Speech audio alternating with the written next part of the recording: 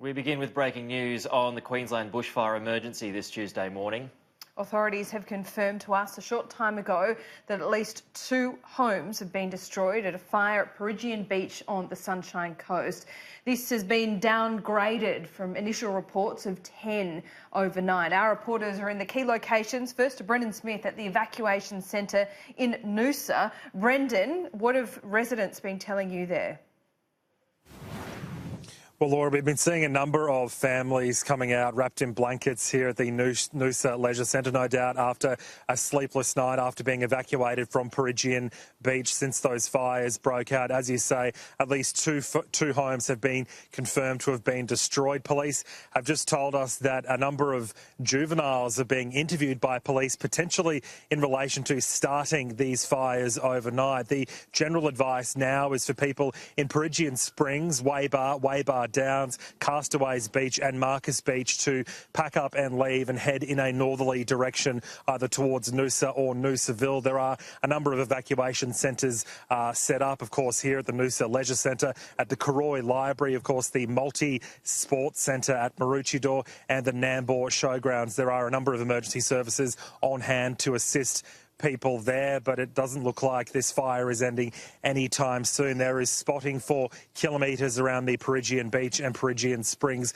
area. Firefighters will no doubt be dealing with more hot, windy and dry conditions, and of course that very thick black smoke from fires overnight. So if residents are still in their homes, they are being told to leave immediately and head north to either Noosa or Noosaville. Yeah, be careful of those ember attacks. Brendan Smith, thank you. Anna Rawlings joins us live now from the Queensland Fire and Emergency Headquarters. Anna, good morning. What's the latest from authorities?